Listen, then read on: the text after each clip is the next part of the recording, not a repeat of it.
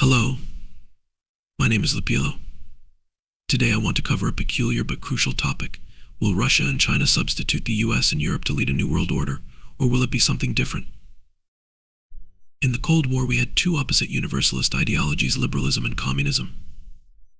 Now Russia doesn't identify with communism, but with conservatism and orthodox Christianity. So this is the ideological background now, a liberalism that Russian elites see as decaying, gone too far and kicking itself to host political correctness against Russian autocracy disguised democracy disguised, abusive of human rights, exposed by figures such as Navalny. From a realist perspective, both sides have their security concerns and use their smart power to assure their regional or global. On his book, The Revenge of Geography, Robert D. Kaplan explains that landlocked countries with borders wide open, or with few natural borders, have a hard time becoming a democracy, because it's too fragile. He gives the example of Iraq, which after Saddam Hussein's fall became much worse than before, because although the state was repressive and extremely violent, it had the monopoly of violence and assured some order, to reflect Hobbes' argument that order is better than chaos. Some countries, given their geography, can, in the light of this argument, easily become chaotic, like Iraq did, with random fundamentalist militias surging such as ISIS, controlling vast territories, or become subject of conquest from other countries, or both. Many countries have adopted a model of economic freedom and become quite successful, such as Singapore and China, while not becoming a democracy. Some argue that democracy can only come after other societal developments take place, as I'll explain later. In the West, this is not quite understood, and the more autocratic regimes fear the so-called colored revolutions, a series of often non-violent protests accompanying attempted or successful changes of government and society that took place in post-Soviet states, particularly Armenia, Georgia, Ukraine, and Kyrgyzstan, and were attempted in Hong Kong and Belarus. Russia and China see these happenings as existential threats and as forms of soft power projection by the West. And the West, in its position of losing its relative power, sees Russia and China as revisionist powers seeking to undermine and substitute the West as heads of a new world order. Both narratives may have become self-fulfilling prophecies. This is the drama of Cold War II. A more optimistic and interesting point of view is that of the famous Chinese investor, Li Lu, who is also known for producing the historical documentary Moving the Mountain, describing the happenings of 1989 Tiananmen Square protests, of which he was one of the participants and organizers. His view of world history is very holistic, dividing the development of human society into three stages: hunter-gatherer civilization, or civilization 1.0, agriculture, farming, and animal domestication civilization, or civilization 2.0, and the science and technology civilization following the Industrial Revolution, or civilization 3.0. Li Lu believes China could become a new kind of society, an example for the world, a synthesis of its traditional meritocratic Keiju system and constitutional democracy.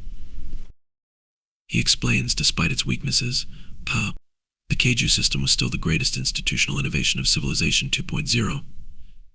It was one of the most fundamental reasons why China was a country able to maintain a relatively stable society with a large population and vast land area over its long history. Chinese politics today are still influenced by the Keiju system, and the importance of credentials is a concept deeply rooted in the minds of the Chinese people. The Keiju system was unable to solve the problems of how those with supreme power were selected and their legitimacy. As the product of agricultural civilization 2.0, it was somewhat inadequate for meeting the special challenges posed to governments by civilization 3.0. Constitutional democracy, on the other hand, was born during civilization 3.0 and offers valuable experiences which address the weak points of the Keiju system. Therefore, the most likely development in China's future political evolution will be an organic integration of the two major innovations of institutions of the East and West, that is, the Keiju system with constitutional democracy. Politically, one of the great institutional innovations which emerged during the course of modernization in the West was constitutional democracy. Conceptually, this system originated in the Enlightenment doctrine that the power of the ruler is delegated by the people, that is, the power of a government comes from the consent and empowerment by its citizenry. This was an expansion of axial age concept that emphasizing people over rulers. A constitutional government means a restricted government, one where the Constitution limits government power. On the one hand, no individual rights are above the Constitution, but at the same time, individual rights and liberties are safeguarded by the Constitution from arbitrary government interference. A democracy under a constitution is a system in which citizens participate in the election of the government and in the institutions which allocate political powers. In terms of political progress and evolution, the emergence of a constitutional democracy coincided with the arrival of Civilization 3.0, reflecting the rise in the social position of the business class and the changing role of government in the economy and in society. New free market economic forces began to enter into government, gradually changing its role from one of controlling and excessively interfering with economic activities to one of supporting them, of protecting the property rights of its citizens, and of providing and securing room for the freedom of ideas and speech required for technological innovation. Constitutional democracy is a gradual process.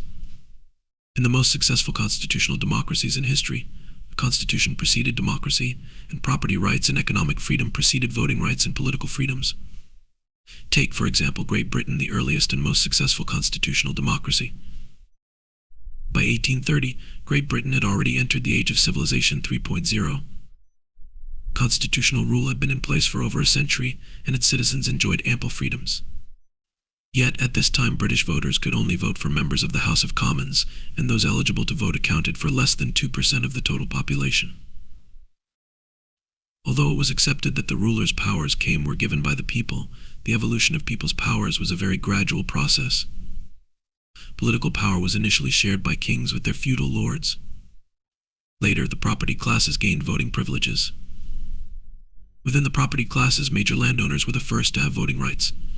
This was subsequently extended to medium and small property owners, then to white males, women, and people of color. Finally, anyone who had reached the age of adulthood could vote. From the experiences of Great Britain and the USA, we can see a direct link between citizens' level of political participation and their level of economic development, and the higher the level of economic development, the greater the rate of participation. Equality of voting rights also started with equality of eligibility and was then gradually extended. It was only after Western societies had reached a certain level of social development, when almost everyone had become a member of the middle class and received a basic education, that there was finally universal suffrage, one man, one vote, and everyone had the right to elect and be elected. This process did not truly become a reality until the late 1940s, after the end of WWII.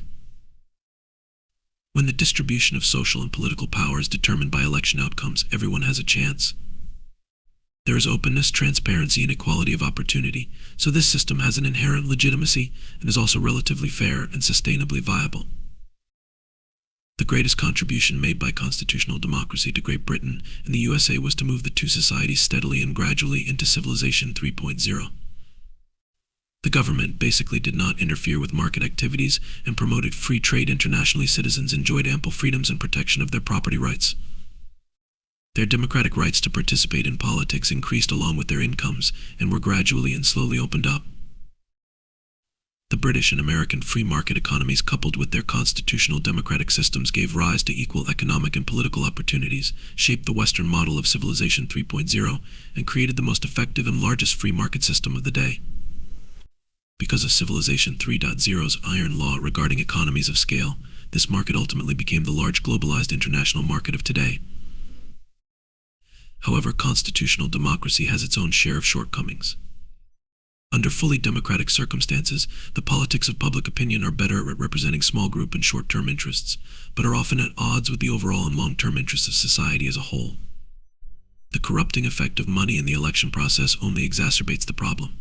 When conflicts cannot be resolved, they can almost paralyze long-term policies which safeguard overall public interests, as is the case with the current U.S. Congress. Winston Churchill's famous saying that democracy is the worst form of government, except all the others that have been tried, is not merely a humorous remark. Let us now look at China's Keju system. One of its features is that it was a system for qualifying people to enjoy political power. Through open, transparent, and fair examinations and a competitive assessment mechanism, anyone could become qualified to enjoy some political privileges. By evaluating candidates for their abilities to learn and govern, and thereby selecting the most outstanding ones, the government could appoint people based on their abilities and place the most capable talents in the most important positions. Everyone had an equal opportunity to enter government service, and the government in turn could select a large number of the politically gifted from among the populace, thereby giving it exceptional vision and ability to execute. This great institutional innovation allowed China to surpass the West for over 1,000 years. Today it still has robust vitality. Many of the successful civil service systems and professional armies the world over, including those in China, have to some degree or other been impacted in some aspects by the Keiju system. This system likewise has its weaknesses. First, it was only limited to selecting bureaucrats. It was subordinated to imperial power, and imperial power was a hereditary system, not a merit-based one. There is no necessary link between lineage and ability, and as a result, throughout its history all politics in China was limited by the abilities of its emperors-empresses. The differences between wise and incompetent rulers were enormous. One can only wring one's hands when examining the contrast between the 50-year reign of the Express Dowager Cixi and contemporary developments in Meiji Japan and the West. Moreover, because politics was often the only avenue for talented commoners to advance themselves in an agricultural civilization, officials had even stronger motivation to translate their political privileges into economic benefits, and corruption became an incurable flaw of such a system. Despite these weaknesses, the Keiju system was still the greatest institutional innovation of Civilization 2.0. It was one of the most fundamental reasons why China was a country able to maintain a relatively stable society with a large population and vast land area over its long history. Chinese politics today are still influenced by the Keiju system, and the importance of credentials is a concept deeply rooted in the minds of the Chinese people. The Keiju system was unable to solve the problems of how those with supreme power were selected and their legitimacy. At the same time, it was confronted by the challenges of an agricultural civilization 2.0 and somewhat inadequate for meeting the special challenges posed to governments by Civilization 3.0. Constitutional democracy was born during Civilization 3.0 and offers valuable experiences which address the weak points of the Keiju system.